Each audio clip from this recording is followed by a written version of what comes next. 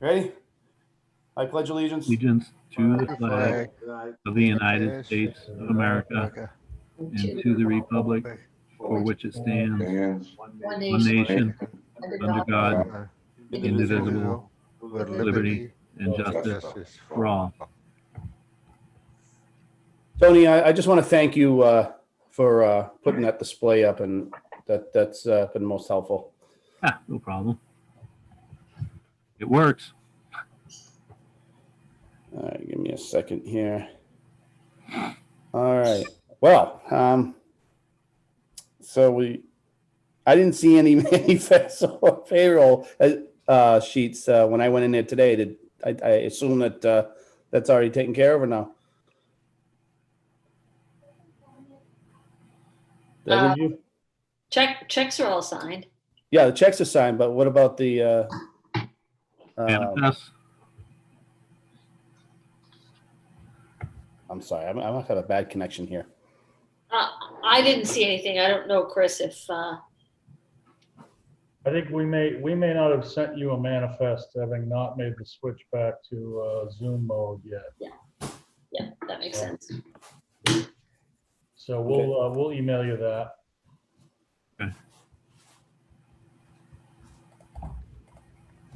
Turn up this volume here. Okay. All right, so I guess has everybody had a chance to look at the November 2nd minutes? Yeah, I'm good with them. Oh, good. Somebody want to make a motion? I'll make a motion to accept the minutes from November 2nd as written. Look at that. Okay, we have a motion and a second. All in favor? Ivan Bartlett. Hi, Donna Danis. Hi, Tony Dumas. Hi, Tyler Eden. Hi, John Moran. Okay. I actually have the minutes as the 9th and October 19th. Is that not correct? Okay. I have an agenda which was sent out earlier today, Right. I know that's the agenda, but but it only says the minutes of 11/2. That might have been a typo because we met last week, remember? Yeah. So I guess the question is, Lorraine, what do you need? I need you to make a motion for October 19th and for November 9th. Which was last week. Right. Those were the minutes. Okay. Did anyone have any issues with October 19th? I did not. Were there any corrections that anyone sent out?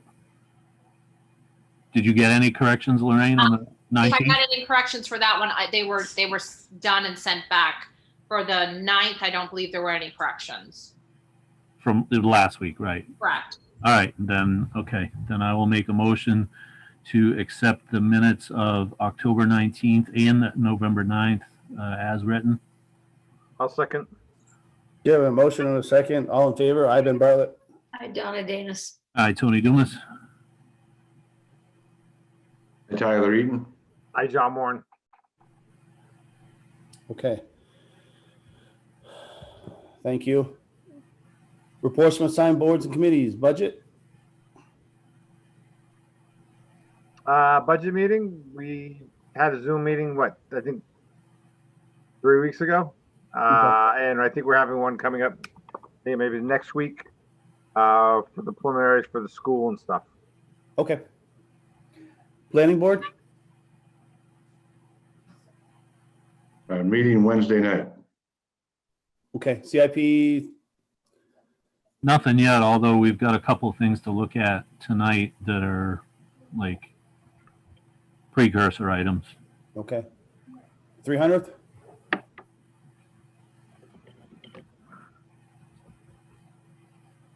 No. Oh, I haven't got on the Zoom call. I don't know, Steve, you can give an update. You're still there? You there, Steve? He's coming. I think he's trying to unmute. There he They is. met and they will have their next meeting by Zoom. And there's some ideas of collaborating with Chester, the town of Chester, because it looks as though they're having their celebration around the time we are. And there may be some way in which we can pool for people like resources for reenactments that way. That'd be Interesting. interesting. All right, and nothing on Marston, was there, Donna? Other than the grass is growing. Woo! We're making progress. Yeah, grass is good. Yeah. Okay, town administrator report. Don't have too much for you in the last week. We implemented the changes that we talked about last week around this building and COVID resistance. The last of our kind of public events is going on right now in the blood drive. Everything else, I think on that front is okay. The numbers came back on New Hampshire's site today. It looked like Nottingham was up to around 13, I think, active cases. So Yeah. not exponential growth from the last time we looked at it, but still growing. But more than we had the first round too. Yeah. Yeah. We're juggling a few employee things with kids hopping in and out of school and, trying to manage appointment-based services and letting parents be parents at the same time, but nothing that's interfered with services, at least not yet.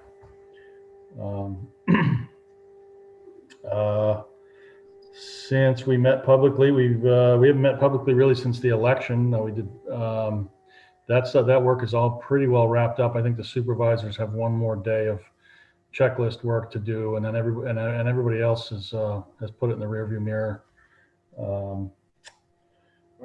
Tax bills went out last week, and the phone's been ringing. We're hearing mostly from, I guess if I had to group them, I would say they're those that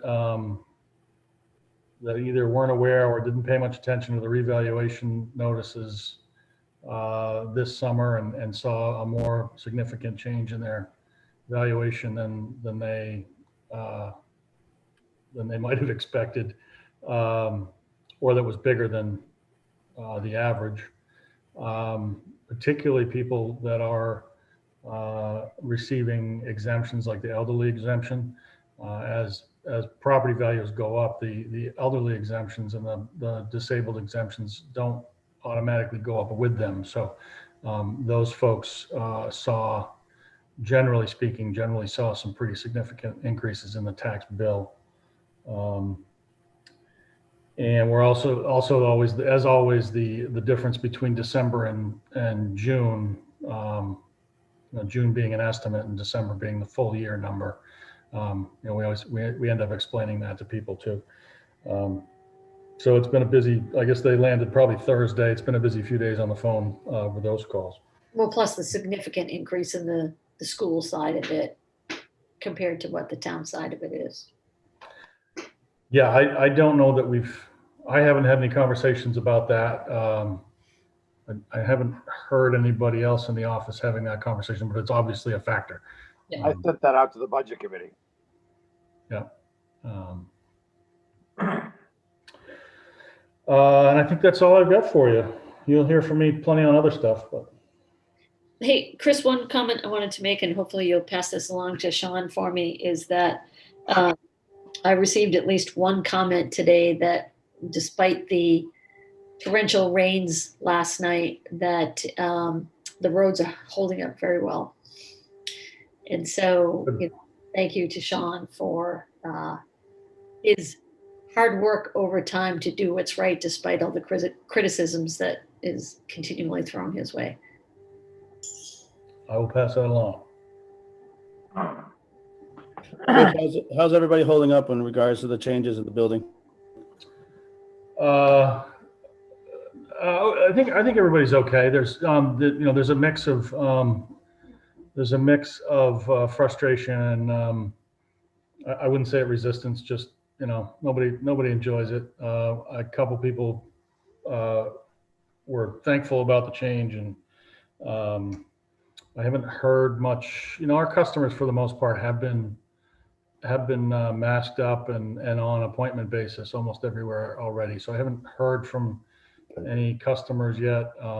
We've inconvenienced some other groups that hope to use the building, but employees are okay. Great. That's good. That's good. Okay. Action item reviews from last meeting. Last meeting was basically non-public, so I don't Yeah. think we had any. No. The time before that was a community center update.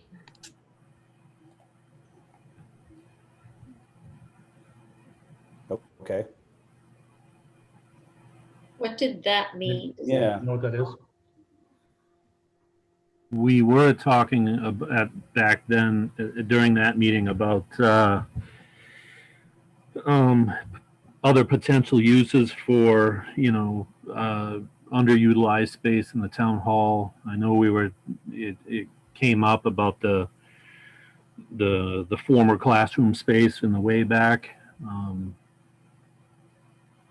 And then I think we strayed into discussions about the old town hall and other parts of town, using the old fire station for storage, things like that. I guess just as an FYI, Tony, I think you made me a co-administrator. I just let Sam Kenny into the meeting. Yep. Hello. Okay. It doesn't look like we had anything for assessing, right? No. General business, road weight limit ordinance. Everybody had a chance to review that? Yes. I'm sorry, what was it? The road limit ordinance? Ooh, I'm sorry, I did not. Okay.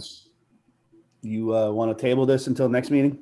No, Chris, you want to give us the short, because I know we talked about this and I was in favor of it. So if you can just review for us. Yep, we talked about this, was it, I don't know, 4 or 5 weeks ago when Sean McLean was with you. This is something that we've been kicking around. And we talked about the concept with you the last time we discussed this, and you said, go draft an ordinance that we can use to implement it. This is a collection of stuff that we swiped from other towns. This is a very, very common thing to have, as we explained at the meeting.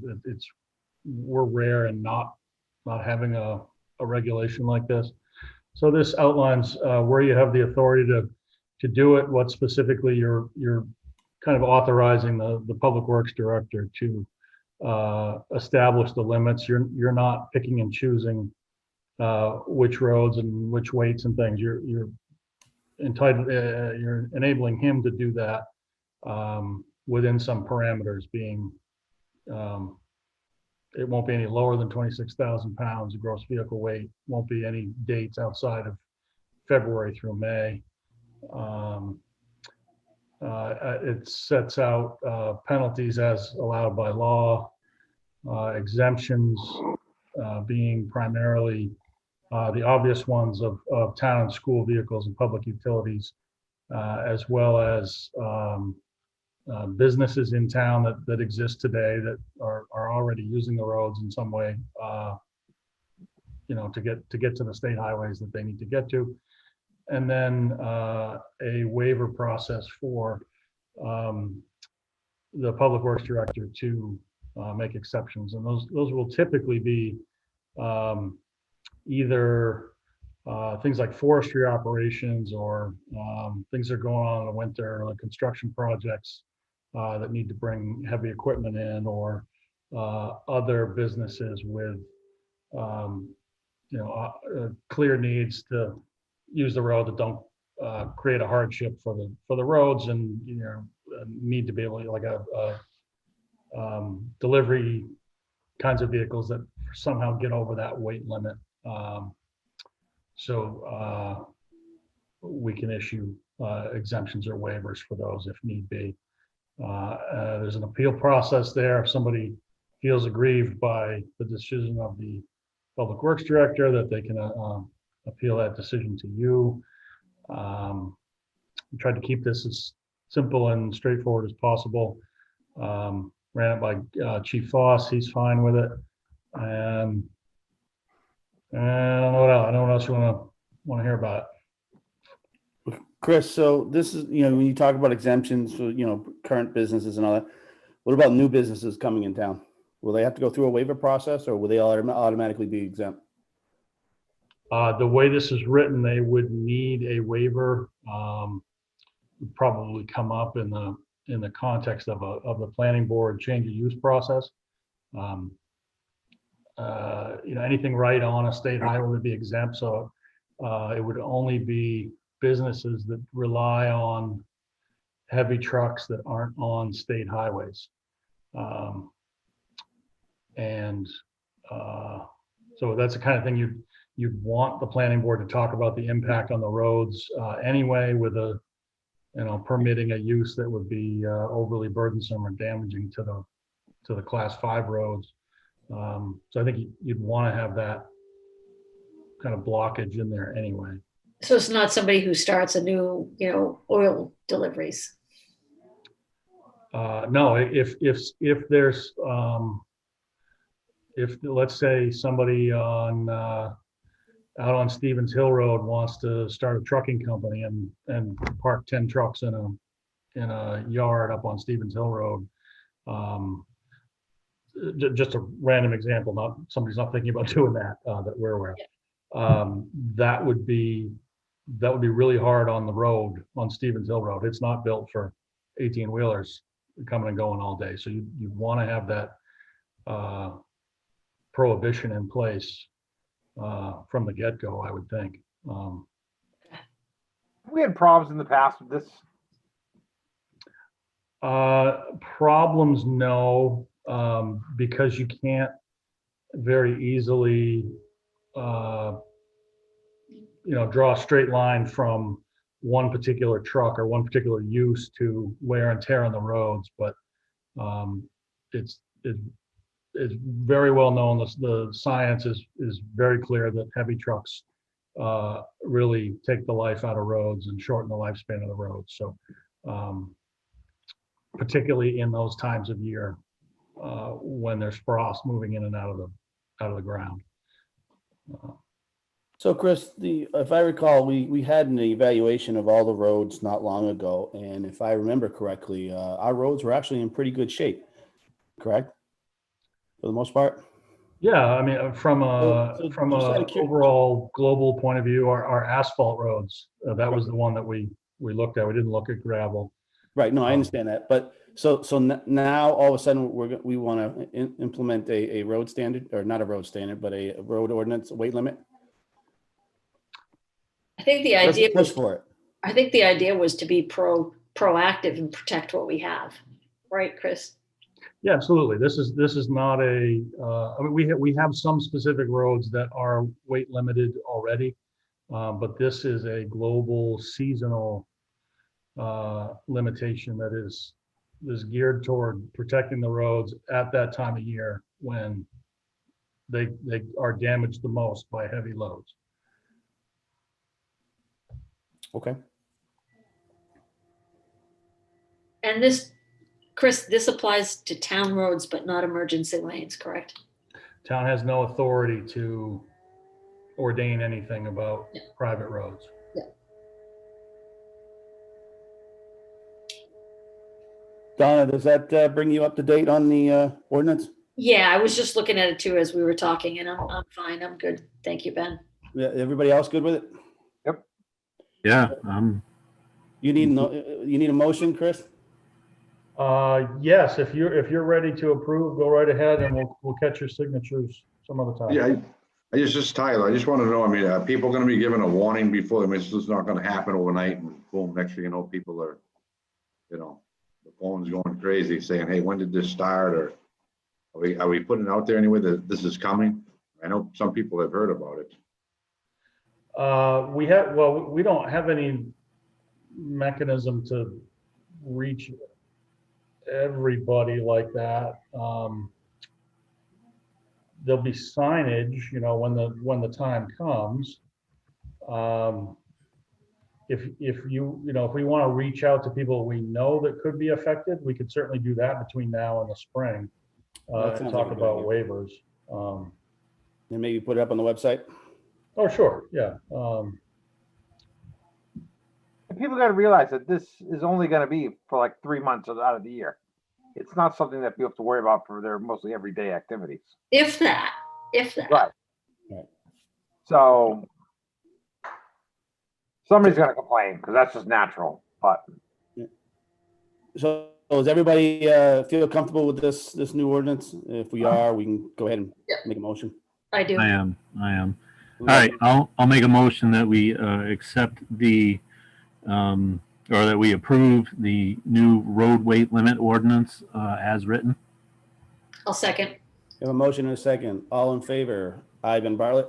I, Donna Danis. I, Tony Dumas. Hi, Tyler Eaton. hi, John Moore.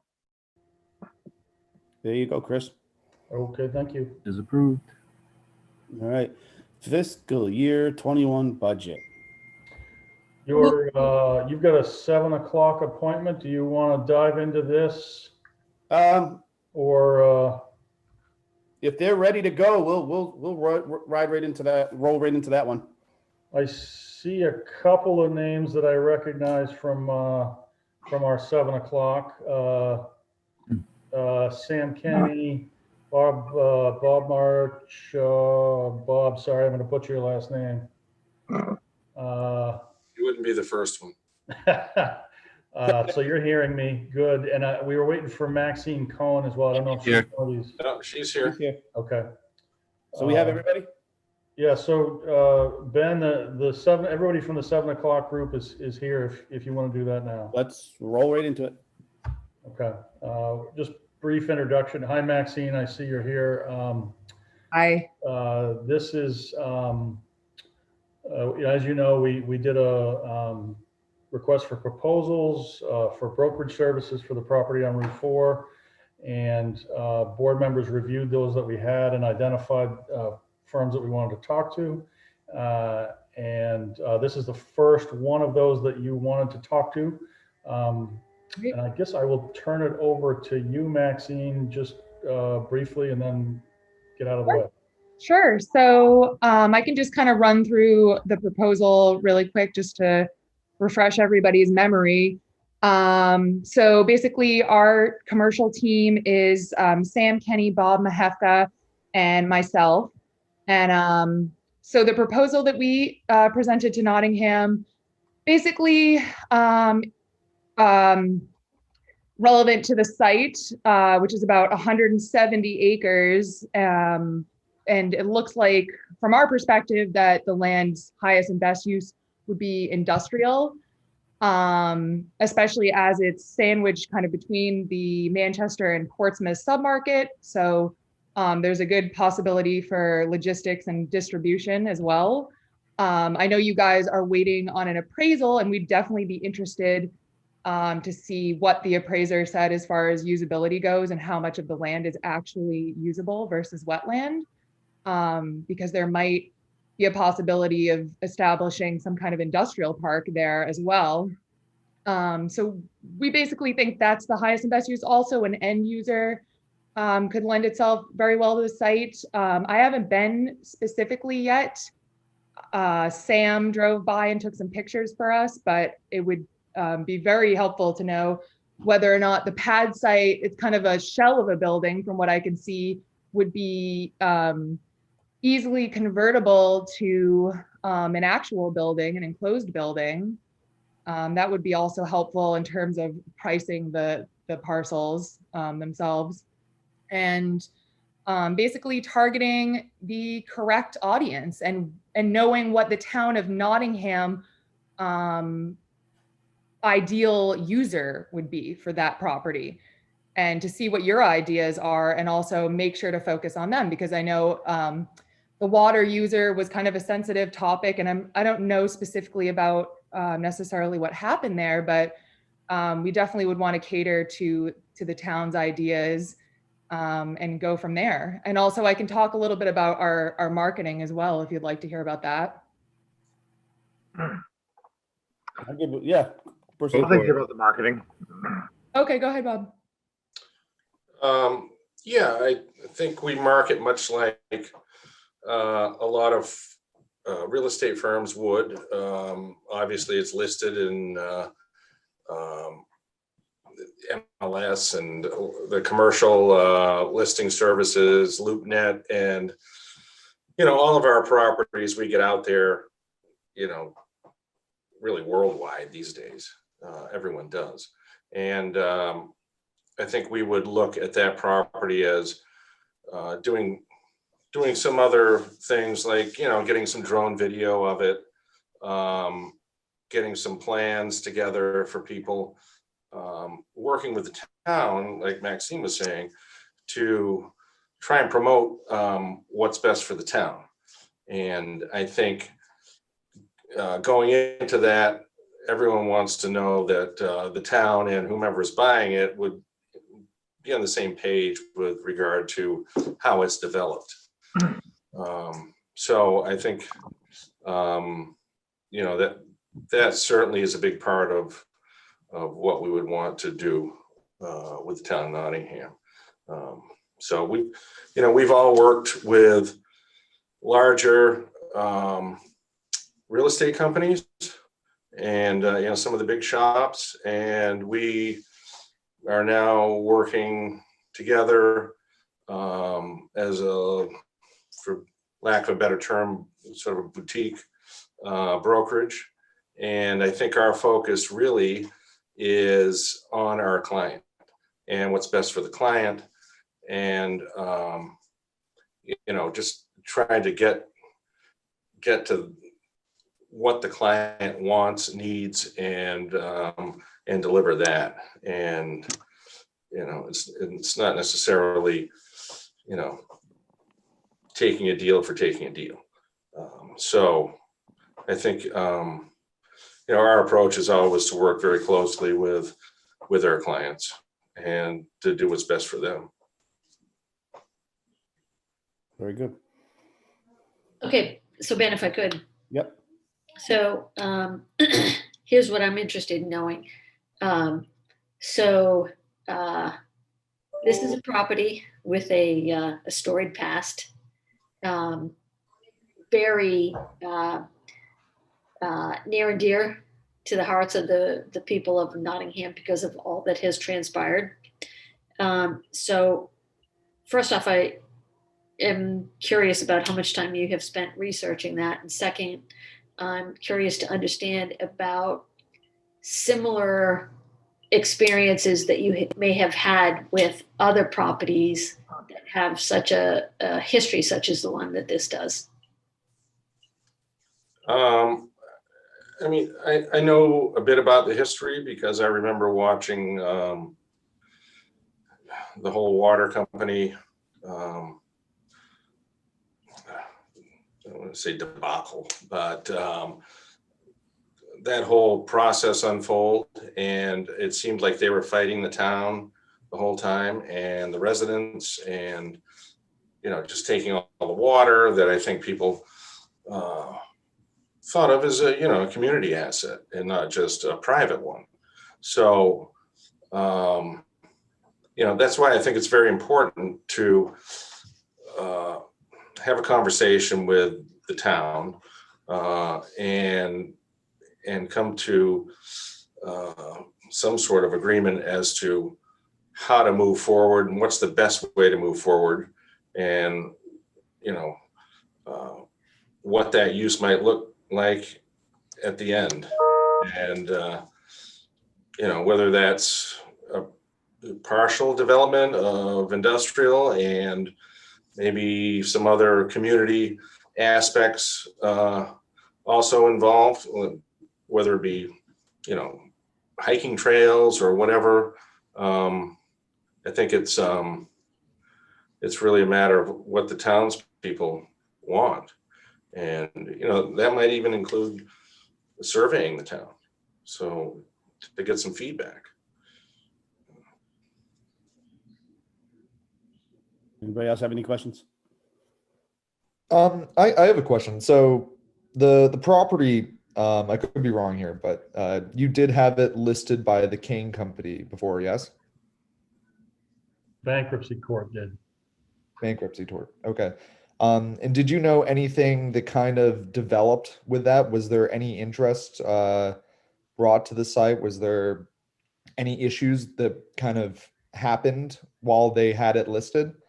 Were there any interested parties? Were there any work done, especially because we find that, you know, I was the only one that's been to the site so far, and the building, the unfinished building is quite large and could, you know, add quite a lot of value if it was salvageable.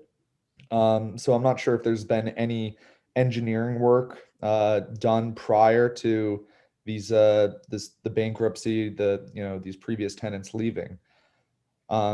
Because, you know, as industrial has remained very busy, it's kind of been pushing out and towards this area. It doesn't seem like a far-fetched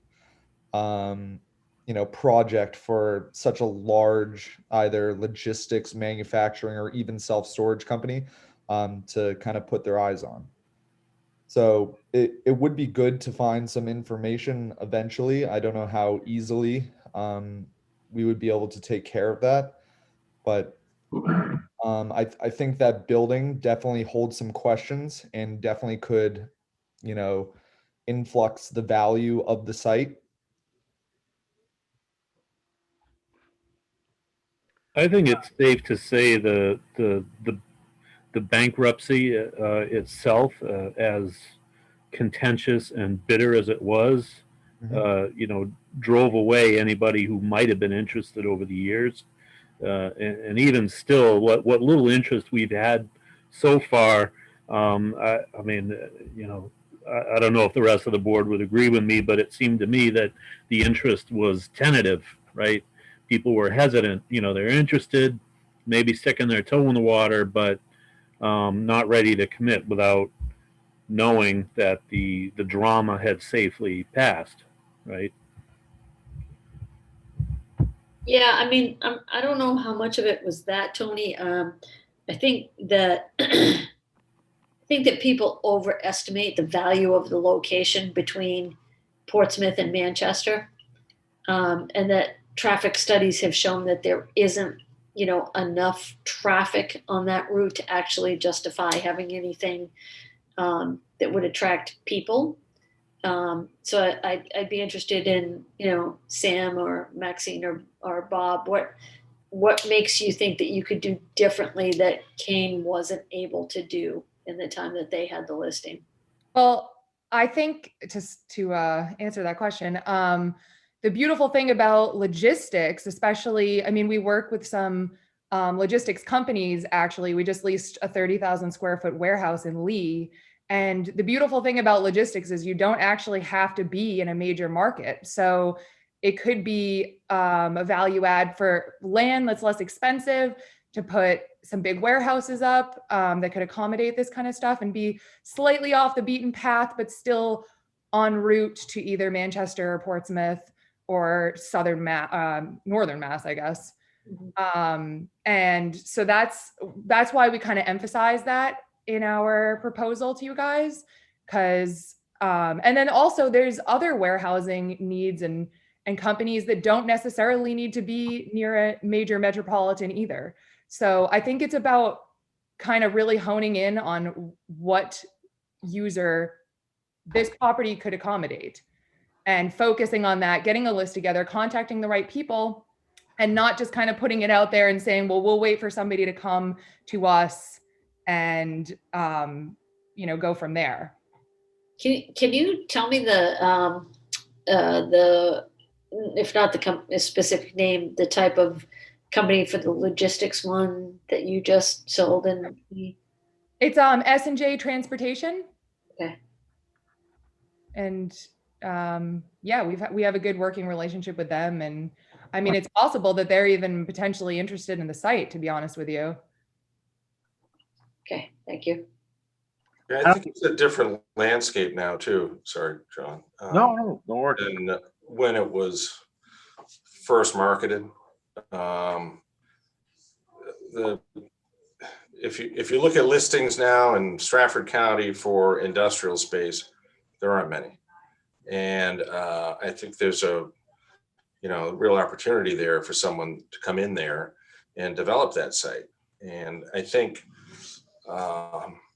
it can be done many ways. And it can be, you can max out the site and get as much building square footage as you can there for a developer. Or, if the town has some other ideas, maybe it's not maxed out. Maybe it's managed a little differently. But I think the biggest thing is to have a plan that the town has that they can get behind and really promote. So, if you can build 1 million square feet, that's great, but that may not be appropriate. So, maybe it's half of that or 3/4 of that, but, I think whatever it is, I think we would certainly be able to get some interest in the property, given the landscape of the real estate market, industrial real estate market now, as opposed to, I forget when it was, 10, 15 years ago that the bankruptcy was going through. And just to add one thing to what Bob is saying is also making sure to price the parcels accordingly. So if the town only wants to permit 500,000 square foot of warehouse, but the lot could potentially accommodate up to 1 million, you want to make sure you're pricing it accordingly. So we're not overpricing it, whereas somebody would want to put more square footage like that, but pricing it so that it will sell and the town is happy with, whoever the buyers' proposed plans.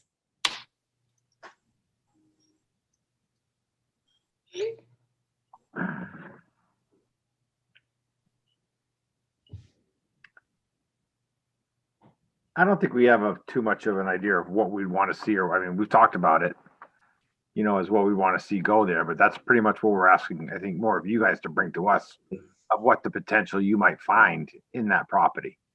None of us are in the retail market or commercial retail market, not to speak for everybody on the board, but, I think we're open, but there's limitations the town's going to have, and there are limitations of the property. We don't have town sewer. We don't have town water.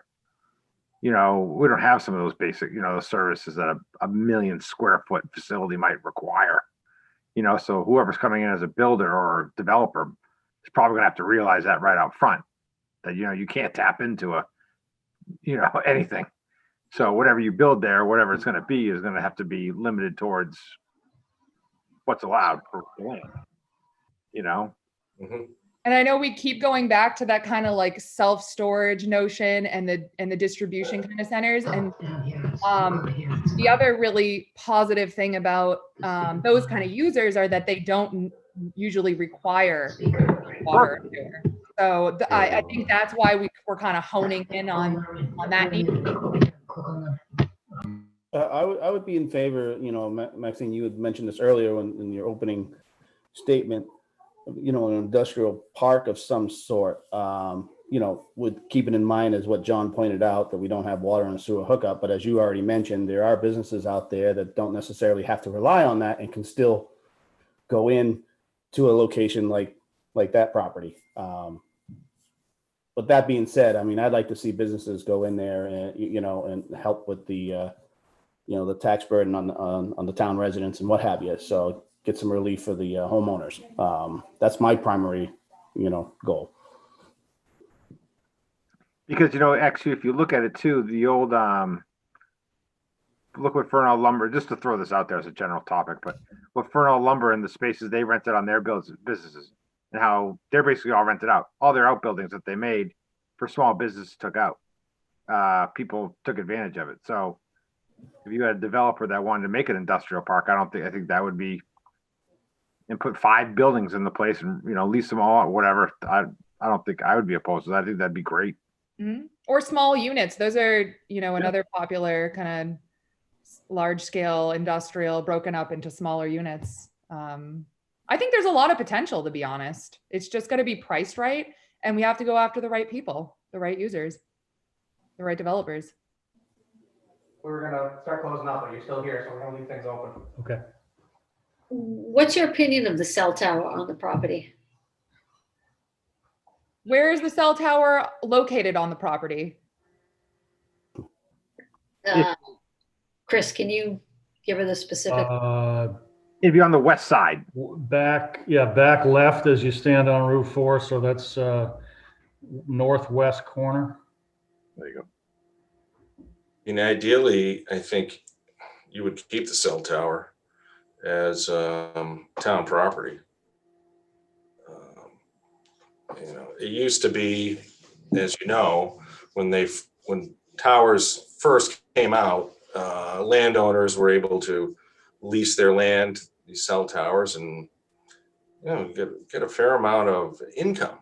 And I think as cities and towns realize this, a lot of them have zoned or put in their zoning that cell tower, needs to be on town land or city land. And then, you get the income that goes to the city and goes to the residents. So I think, I would suggest looking at that possibility. What's your opinion on the impact of that and the ability to sell the property? You mean the fact that the buyer wouldn't have the cell tower? That's a good question. I don't know right offhand. I guess, that's something that we would look at, I think, and just see what the income stream is, see how it really affected, the pricing of it. Just, off the top of my head, I would think it wouldn't matter that much if the town said, okay, we're going to keep this and you develop the rest. But and you can always make the decision if it's a deal breaker kind of thing, you could throw it in, but I think ideally you keep it. It's just philosophically, I guess that's the way I would think about it, in terms of the town and its asset, and what the residents can get out of it, and which is an income stream that goes right to your taxes. So if you can keep that, I would suggest doing it. Something to think about, Bob. And this cell tower, is it kind of on the edge of the property? I mean, from my recollection of going there, I didn't even see it right off the bat. I was really looking kind of out in that open, flat area where the kind of current properties are. So, if there was, say, we found an investor that, knew a tenant that would quite suitably take that land, I would find it to be somewhat, I'd be surprised if that was a large deterrent, because normally the reason why this industrial property would or could work in this area is just because it's been so developed on the seacoast that's just been pushing and pushing out. So that is why, your question before when you said, when the Kane company had it, how come maybe that wasn't, it wasn't taken in by an investor and developed into, say, logistics or manufacturing, anything like that. But as we've seen in the market, industrial has held incredibly tight market in the past couple of years and has been expanding, and there's just been very little vacancy. So, I think that's how I would see it. Chris, were they provided a map of the entire properties and where the cell tower, location is? There was a map as part of the RFP. I'm not Yeah. sure that it called out specifically the location of the tower, though. Okay. It did not.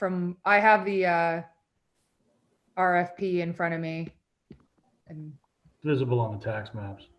yeah, is it? The cell tower, it's worth what it's worth.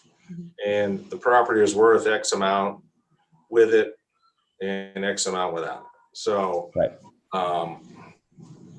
Even if it's right in the middle of things, I think you could develop in such a way that you could leave it there. I don't think there's, have to worry about setbacks too much or anything like that, or it taking up, a lot of the land area or anything like that. So, you can, if you sell it with the land, it's worth what it's worth based on the income stream and what someone's willing to pay for that income stream. So, it's worth money. But I think it's worth looking at keeping as well. So how do you price that, like with and without? What goes into that such that it would make it to help us decide whether it's advantageous to sell it or not? Good question. Well, I think we'd have to look at what's there for the land and realistically how the land can be developed, how many square feet of building you can put on it. And you look at the income stream from the cell tower and you can calculate what that's worth. So, it may be something that's worth throwing in with the whole package to entice someone to buy the entire piece. But I think that's probably not going to be a real driver in terms of who's the buyer. So I don't think you'd lose interest in the property if you didn't have the cell tower included. You don't think that's the make or break factor with this property? No. I don't think so either. And also, I was mistaken. It does look like you can see it from the tax map there. It looks like there's like an access road and then kind of like a square, and it's by abutting some wetlands maybe. So kind of on the far back corner of the property. So out of the way, which is a good thing.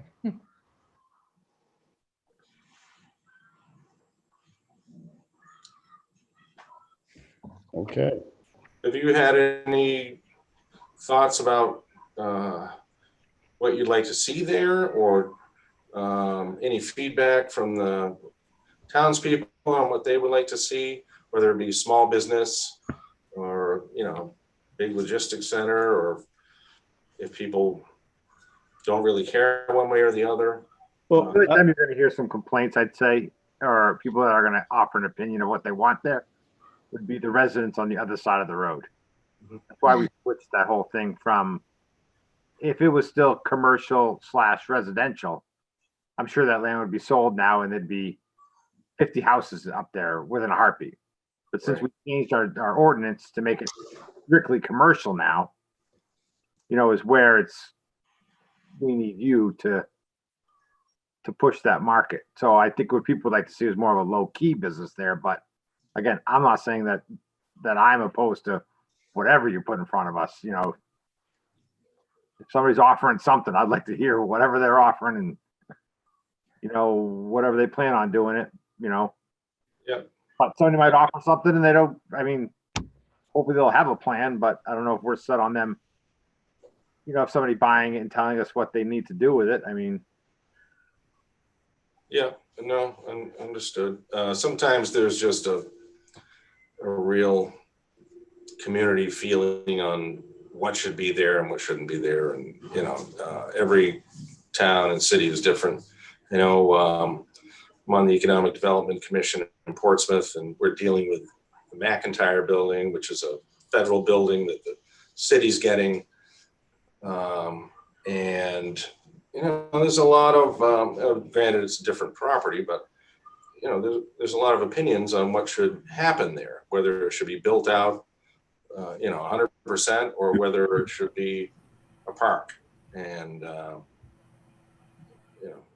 people have their feelings and opinions on how the town should be developed.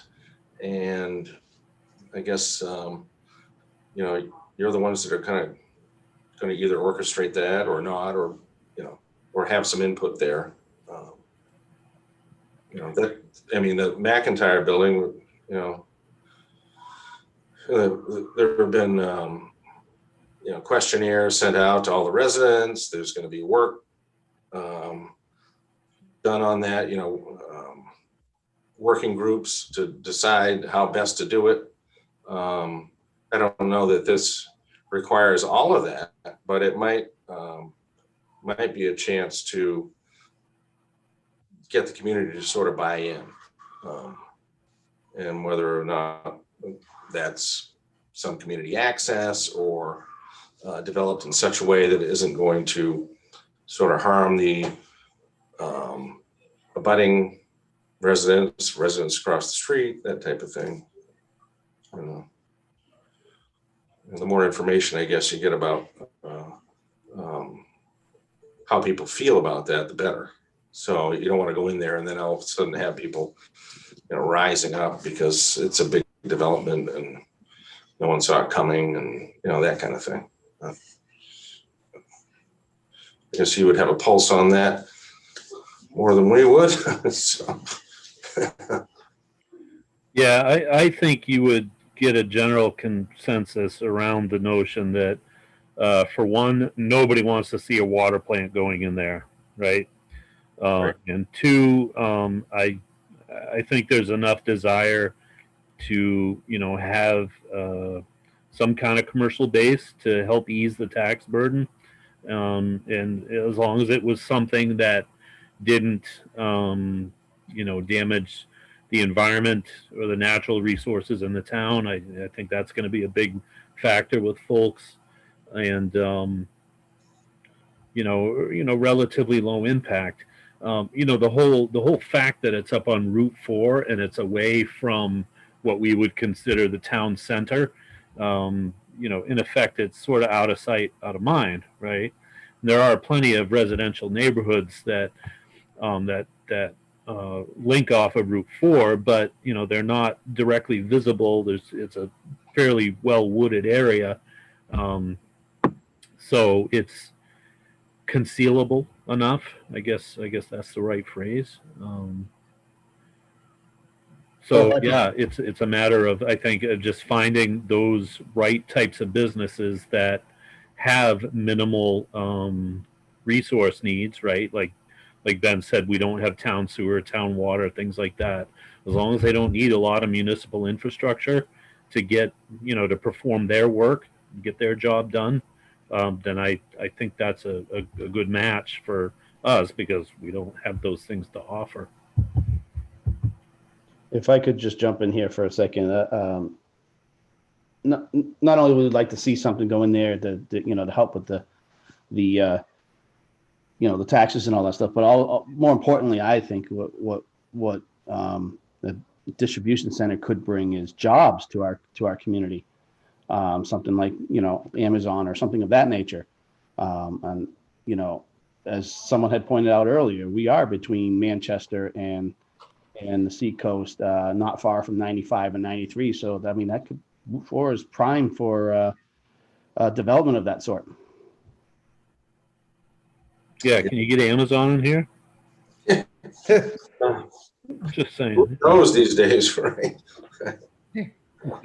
But that type of use, whether it's Amazon or Walmart warehouse, is really, particularly with COVID, market has exploded.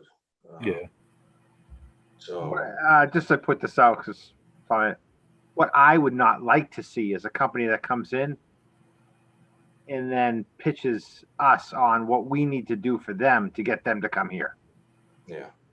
Well, a lot of those larger international, national companies do kind of have that attitude, but there might be a sweet spot with a slightly smaller company or a medium size or, something else, but. Because this town doesn't need to have, say this company comes in and says, okay, good, you're coming in, but we want you to upgrade your fire department to bring 2 more, engines in and do this stuff here. And then that's still gonna be something which I would personally be very, not in favor of. I guess that's the nicest, easiest way to say it. And again, I don't want to sound picky about who we want to come in, but I'd like to see somebody come into our town that's not going to have strings attached to their deal as far as coming to that property. That's another way to put it. Thanks, Ben. Yeah. No, I certainly Ben, can I jump understand in? that. Yeah. But I got to remind you that the board doesn't have a lot of, you've kind of decided that you don't want to get too involved in picking a buyer. You can steer marketing, but you've said that you don't want to try and reduce the value of this in any way. This is not a typical deal. This is a tax deeded property. So Right. your objective here, as you have all stated, is to maximize your return. And we got to be careful that we don't wish too much or steer too much about what the end use is or who the buyer is, because that can have an adverse effect on your legal goal, which is to get back the money that you're owed in taxes. And to add to Chris, that point there, thank you, is that, you know, as much as we do believe in having our community get involved when they can, you know, that on the sale of this property, we're just looking again, like, to sell it. You know, you're going to get 100 different people with 100 different ideas, but, you know, again, the end result is just to sell it. So, you know, by putting something out with the community, I don't want to see people get offended by, you know, what we're doing when the end result is just to get the money back into the town so we can use it for what we need it for. So, Well, I think also you take it case by case.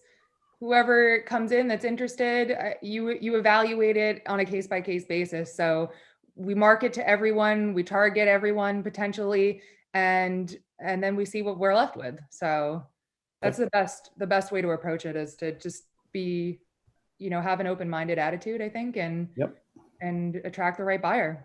Yeah, I'm not sure. I'm not sure I understand what you just said, Maxine, because it's not like we have the opportunity to, if there's an offer, for us to refuse that just because we don't like that particular buyer, right?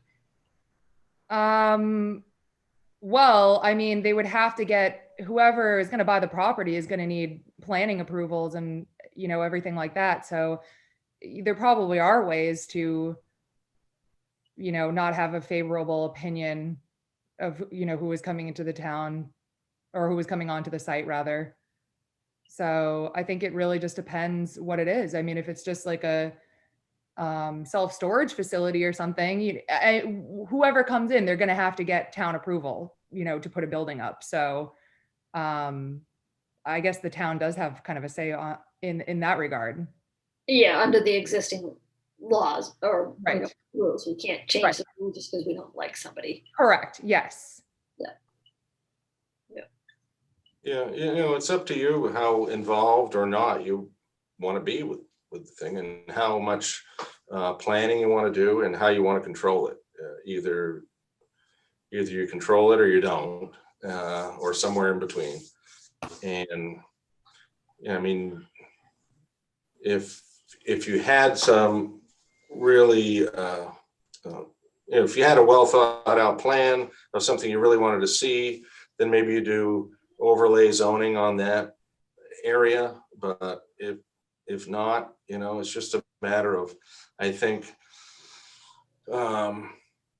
just talking among yourselves, and, you know, what do we really want to see here? If it's just to maximize the price of the property, then that's what that is. And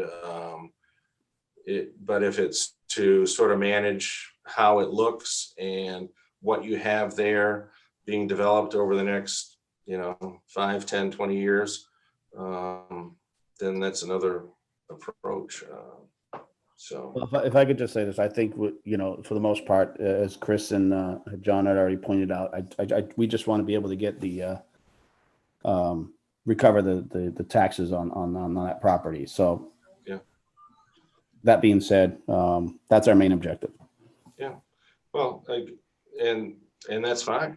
And I think, you know, it's just a matter of looking at what the zoning is that you have in place. And as long as you're comfortable with that, then, you know, you just move ahead. And Okay. Anybody else have any questions?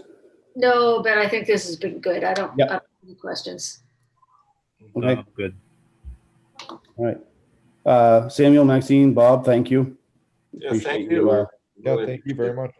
Thank you, guys. It was nice meeting all of you. Guys, have a good evening. Awesome. Take care. Too. Well,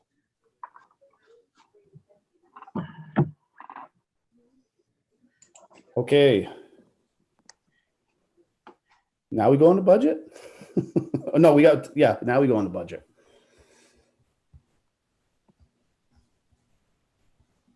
Fiscal year 21. Nothing's glaring in my eyes. Anybody have any comments?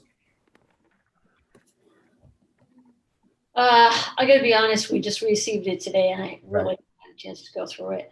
I haven't done a good job of going through it, so All right, so I mean, how about we just do, we review it and then we'll come back to it at the next meeting. Is everybody good with that? Or do Yeah, you that's wanna fine with me. do it down and This dirty? the stuff that you said was like an early wish list from the from the departments. This is, I would say, look at the operating budget as a compilation of the department heads' initial requests. This isn't ready for a line-by-line drill down yet, but if you want to hear mention of some of the more important stuff or some of the, I can tell you where the unknowns and the known unknowns and where the big changes are going to be within the operating budget now. Just if you want that level now, it's maybe eight items or so that are worth mentioning, and then you also have a list of things that have been topics of discussion but are not included in the budget, and you're going to need to decide if you want them to be in the budget or to be before the voters in some shape or form. So Chris, is the conversation more productive if we've had an opportunity to go through this before we have you go through it, or the other way? I think you might, in going through it, I might be able to answer some of your questions. I might be able to anticipate some of your questions now on 6 or 8 things. Okay. But if you don't want that, that's your prerogative. What's the feeling from the rest of the board members?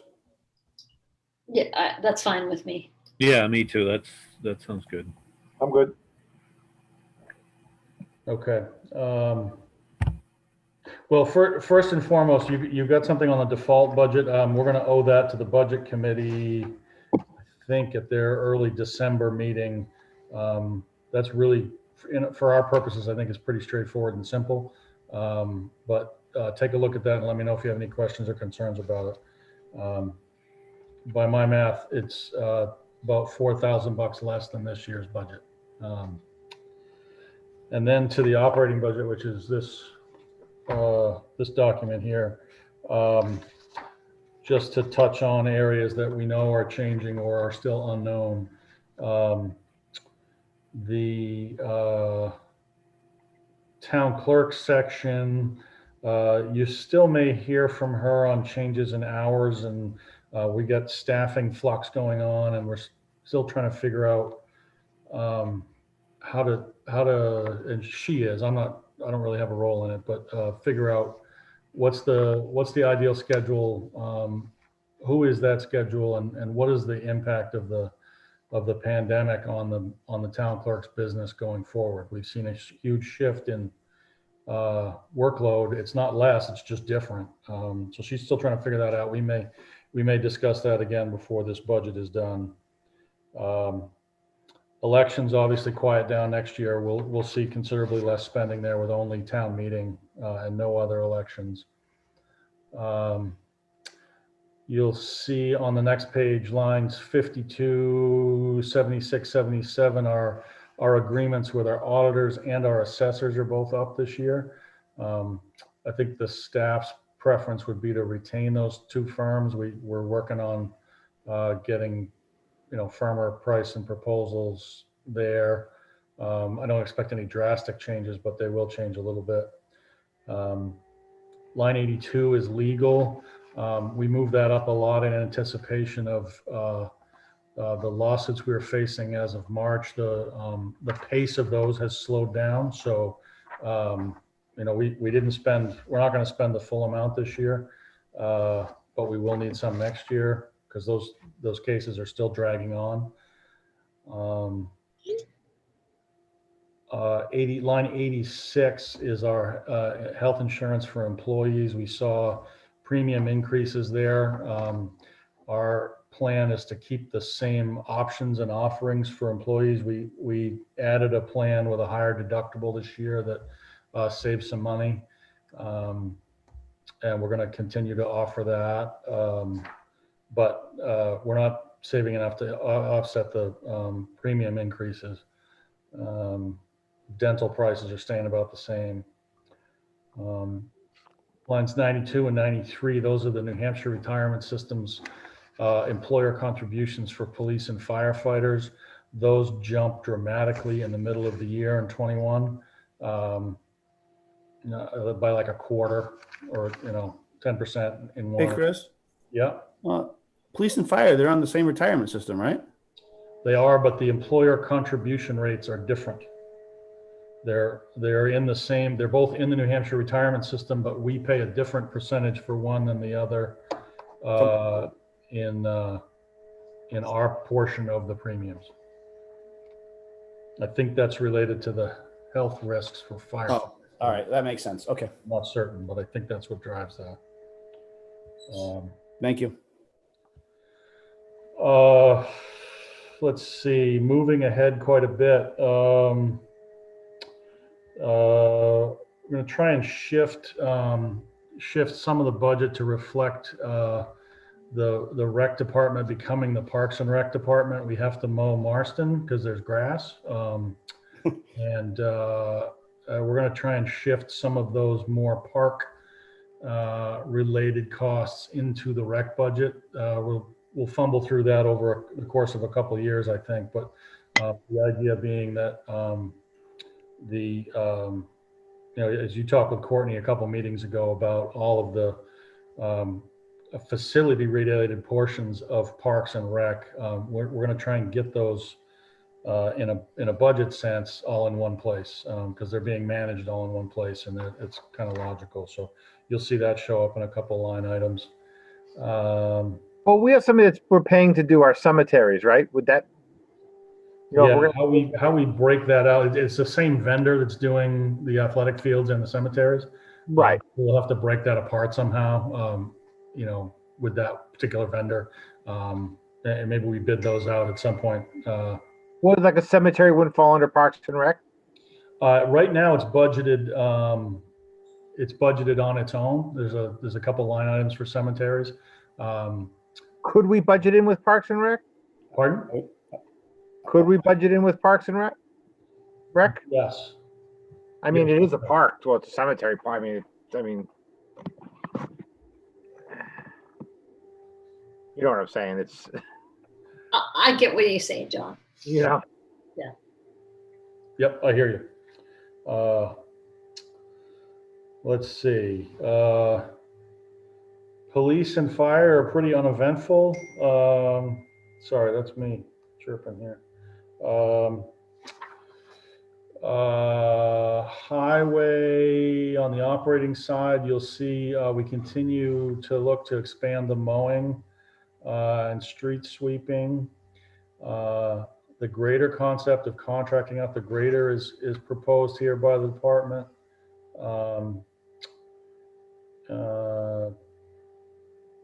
Townwide, you'll see I'm trying to get telephone and internet budget-wise consolidated. They're all one thing now. It's a nightmare to keep track of it all.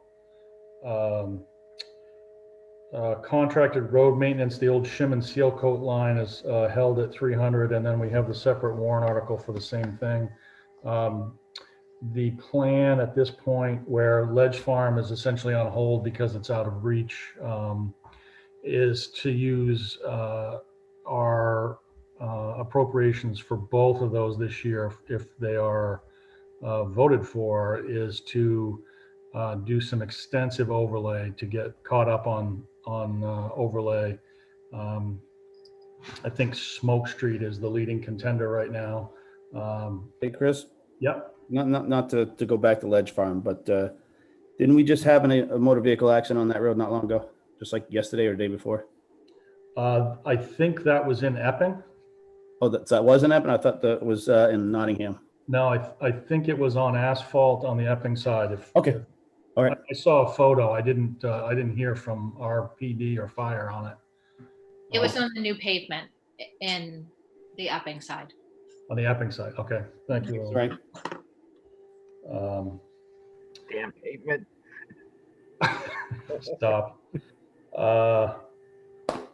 One big wild card that we're still working on is our disposal costs at the recycling center. Our volumes are way up. Our costs per ton are up. Our hauling costs are up. Our volume is up. And still trying to get our head around what to ask for in the budget this year. I put a quick plug number in, but in working the numbers again today, I'm worried that number's too low. It's hard to know. And again, since you're talking about this, Chris, I know it's not a popular thing, but I brought it up in the past and I'll bring it up again. Instead of giving away dump stickers, why don't we charge everybody $20 a year? I'm not in favor of that. I'm just saying you have to be in favor. I'm just bringing it up. I would entertain the Most towns do charge for people to use their dump. Just so you know. I would entertain the discussion. I do remember I was on the budget committee at the time that the select board at the time instituted these stickers, and that was the original plan, was to like charge $5 for the sticker to put that towards, maintaining, developing. We used to charge $1. Yeah, anything. And then I don't know, somebody, somebody didn't like that idea and they said, "Oh, the heck with it, we'll just give them away." Well, we should at least explore the pros and cons. Yeah. It's worthy of. I think that should be at another meeting, not tonight. No, not tonight. Absolutely.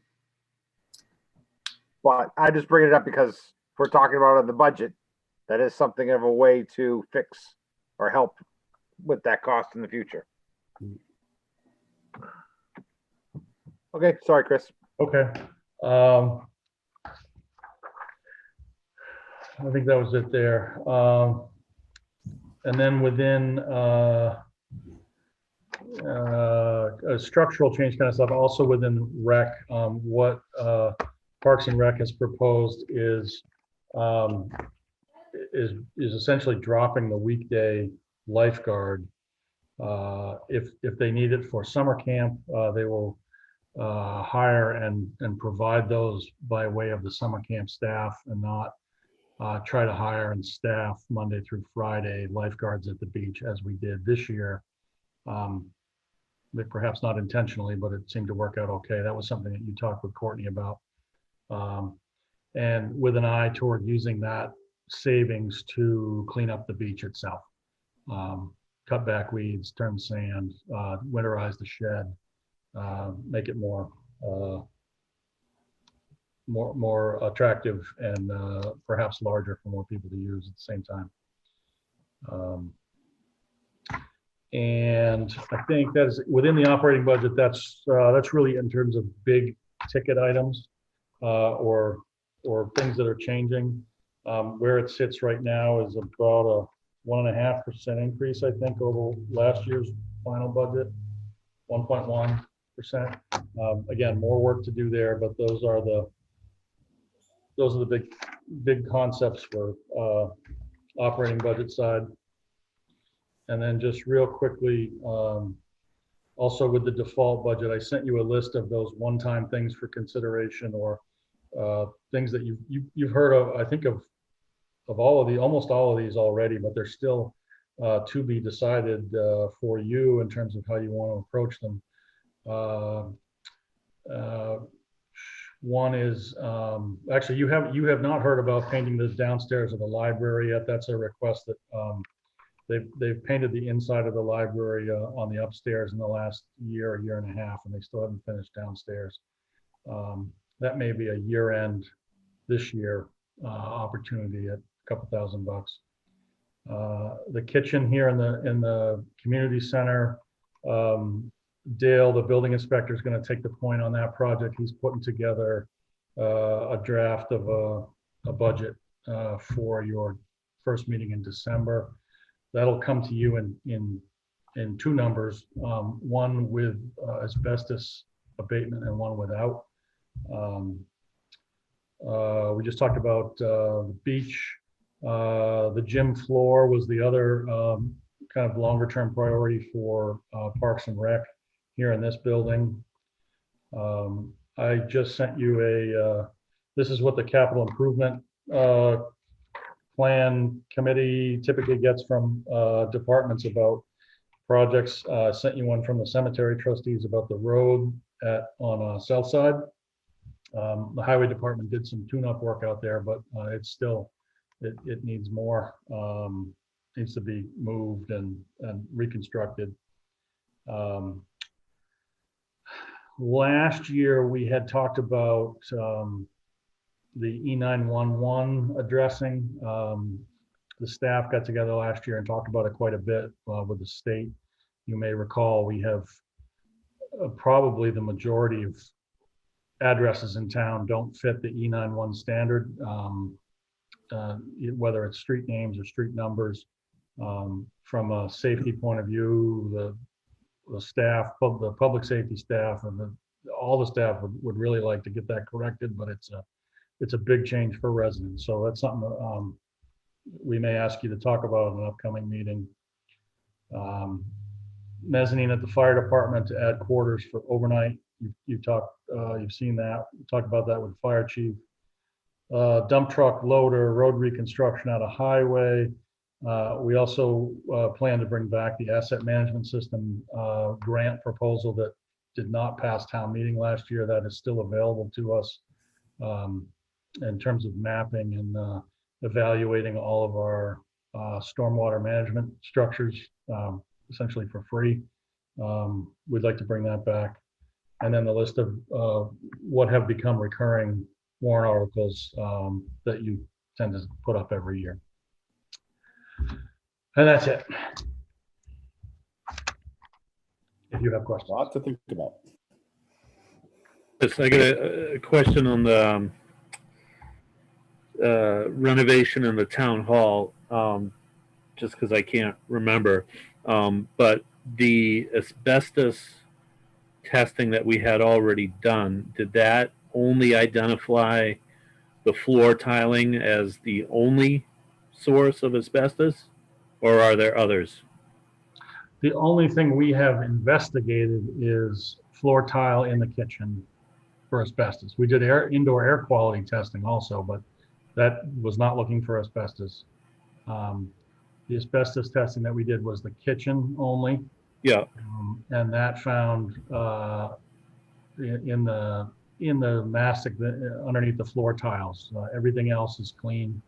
So it's a floor situation. Yeah. And we know that that floor is virtually identical to the rest of the floor in this building. So right, we can infer from that. Right. Okay. And we're waiting on a price, a more firm price on that. It sounds like it's going to be. I think the last ballpark I heard was $4 to $6 a square foot for remediation of that.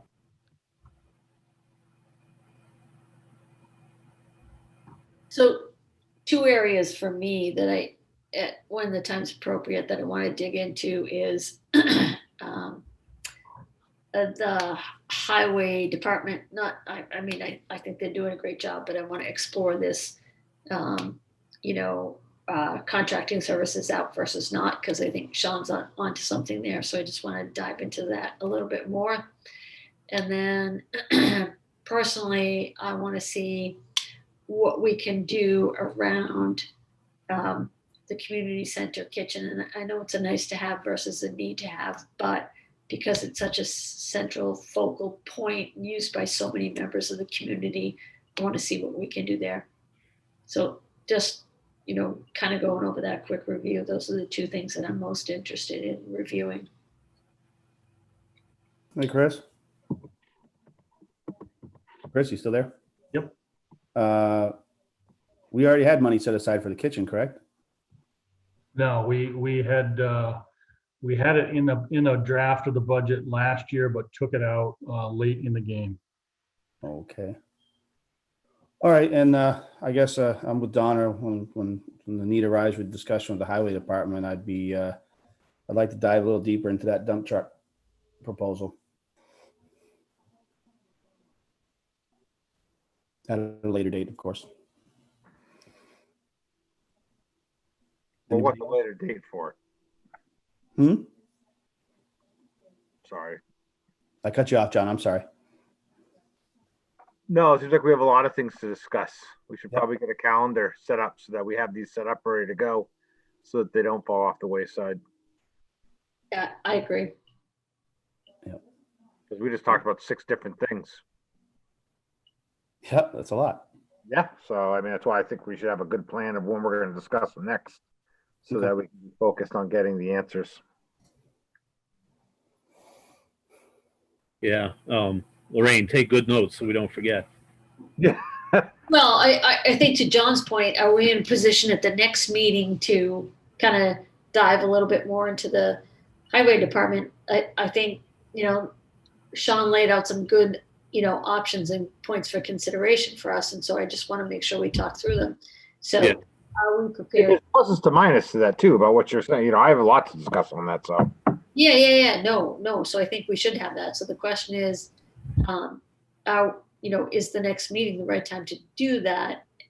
And I'll also throw out to Chris, like, we're on a different timeline this year. So do we need to think about meeting more than every other week to make sure that we're doing this in a timely manner moving forward? You might, yes. Yeah. So I'm 100% willing to do that.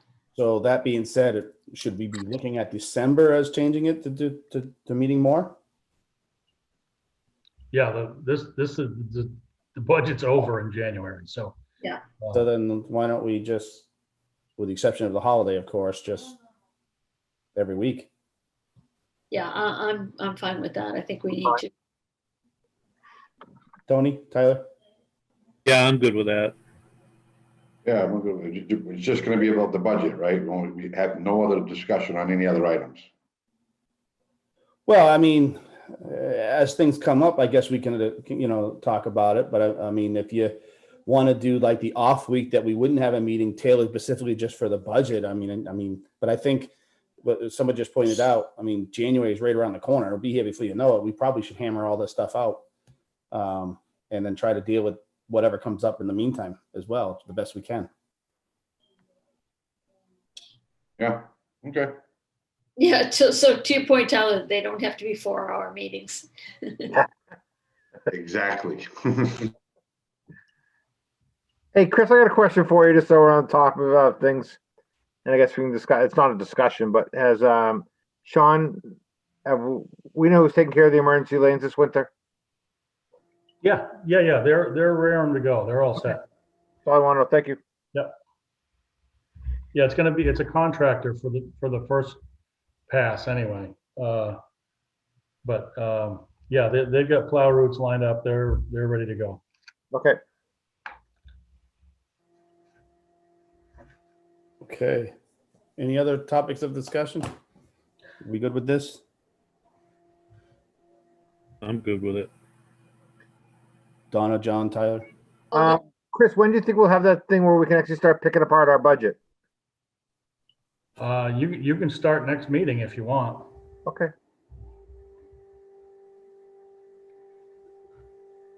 Sounds good. Okay. Well, if we're good with that, we'll just go right into the library trustee. Yes.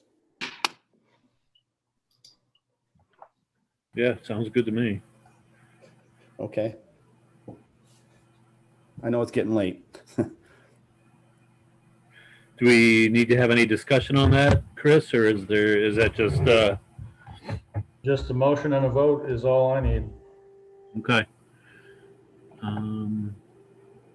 Shoot, where's the, I'll make a motion that we recommend that Katie Knight Dupuy be appointed as a member of the trustees of the library.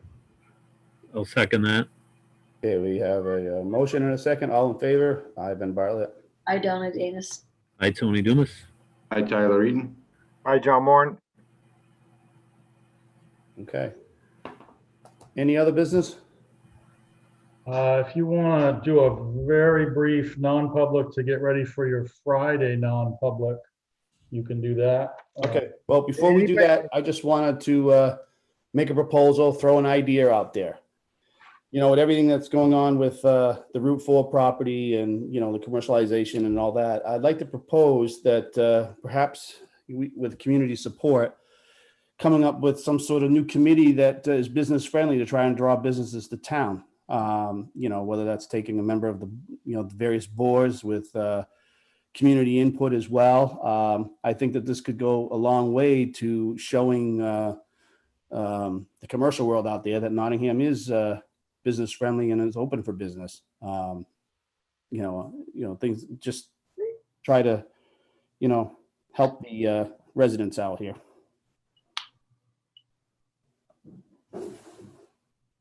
So I agree with that, Ben. My one question is, how much available Yeah, that's just it. do Yeah. we have to support that?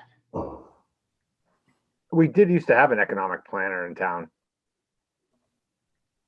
Did or did Perhaps not? maybe- We did. perhaps maybe it's time to revisit that. I mean, again, you know, the economy is changing, so and I think things are ripe for businesses to come to Nottingham. That being said, I'd be in favor of forming a committee or something of what John had mentioned.